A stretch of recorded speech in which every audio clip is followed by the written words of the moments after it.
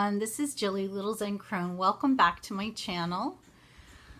I have a VR to the wonderful BCC, Brian Cormac Carr's tag, which is, I'm not even sure if he meant it to be a tag, but it's become a tag, and it's called My Best Advice.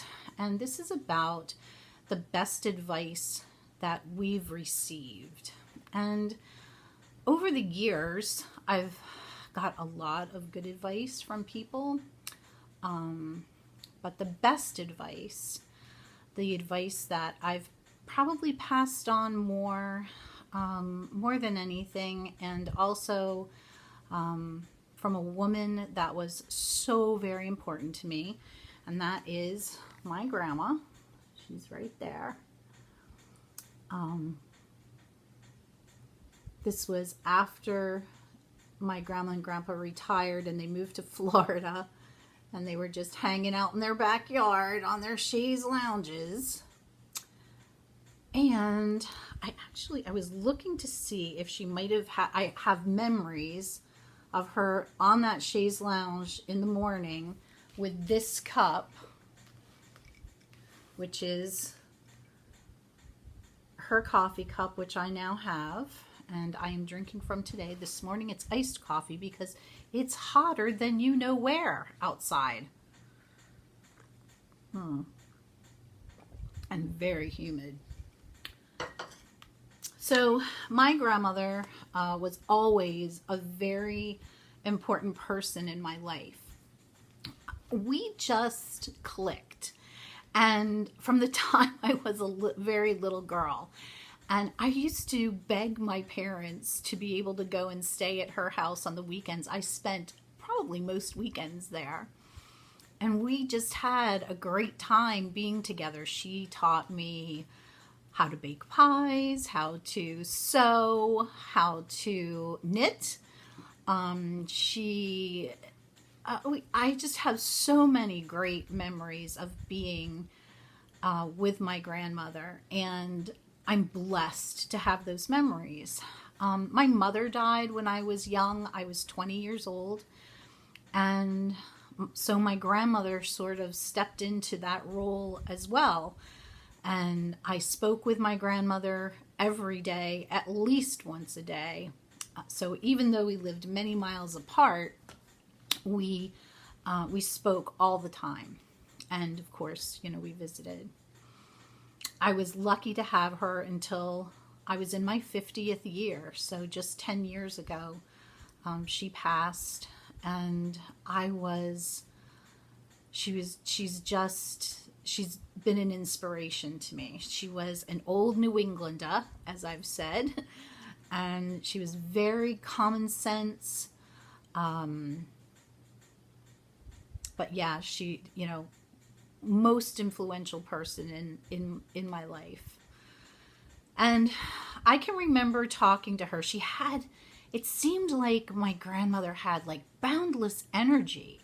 She was 85 years old and still, weeding her garden. She did have somebody to cut the grass for her, but she was out in her garden, and she was even known to try to trim her orange trees, which of course we all had just fits about. But she never stopped. She never stopped going. And as you all know, well, you know what? You might not know because you might be new to my channel. So this may be something very new to you. I went into a very deep depression in 2003. It was deep. It was long. Not the most pleasant years of my life, but I can remember talking to my grandmother on the phone and asking her, how do you do it? How do you do it? You have so much energy in you. Like, what do you do? Like, I want to live until I'm 85 years old, How do I do this? And her advice to me was, she said, Jill, you just keep going. You just keep going. Every morning you wake up and you put your feet on the floor and you just keep going. And I said, but you've been through so much. She lost her first husband to nephritis in 1967. She lost my mother, and I cannot even imagine how difficult that was for her. I mean, I certainly was there. And what I can say about that experience for her is that a little bit of the light left her eyes, and I don't think it ever came back. She then lost my second grandpa, this man that's in the picture with her, who I always called Grandpa as well. Interesting story. He and my first grandpa were best friends. And so, she had a lot of really deep sadness in her life. She was estranged from her younger daughter, my aunt, for a period of time. And so a lot of reasons, honestly, to not get up in the morning. And she just kept going. And she said, you just keep going. You just, no matter what, you look at what you have to do in front of you. So in my Buddhist interpretation now, that is to me being present. You just stay present. And that has become so dear to me because we can't do anything about the past. The past is gone. Second by second, the past is gone. We can make amends. We can be willing and open to give amends where needed. But we can't change anybody else. We can't change anybody else's behavior. We can only change our own. We can ruminate and regret and feel shame and guilt, but what good does that do anybody? What good does that do us? Nothing. It doesn't do us any good. What does us good is to just keep going, to learn from the past, take it into the present with us, and step forward and just keep putting one foot in front of the other and moving forward every single day.